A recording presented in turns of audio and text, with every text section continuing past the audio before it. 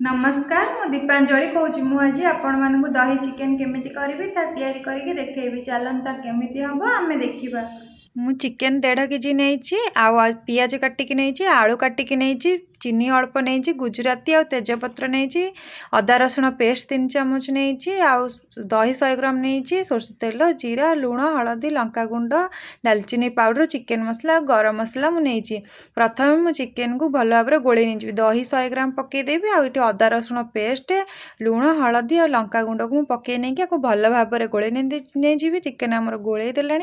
अध घंटा आम छाड़देवा। ए कड़े में तेल देके आलू को प्रथम भाजी नहीं से तेल अल्प चीनी देवी आउ ताकू चीनी की मेल्ट हम जे अपेक्षा करूँ देखो केते कम तेल यूज करी काटिक रखि पियाज आउ गुजराती तेजपत्र को देदेवी पियाज को भल भाव में भाजी ने डालचीनी पाउडर पकई नहीं भल भाव में गोले नहीं भाजी लुण स्वाद अनुसार पकई नहीं भल भाव में गोले भाजी नहीं तापर मु रखी पियाज आमर भाजीगला रखी चिकेन को आधे पकई भल भाव में गोले घोड़े छाड़देवी। देखो चिकेन पानी छाड़ा आरंभ कला मझे मझे एमती भलसे पानी बाहर जाए गोलौवा चेक करुवा देखो पानी पूरा भल भाव में चिकेन छाड़लानी आउ घोड़ेबानी अधिक ना सीझीज एमती कर बढ़े पानी केमती मरी जाए आम आपको छाड़ा। देखो चिकेन रु पानी अल्प मरीगला चिकेन मसला पकई भल भाव में गोले नहीं जावा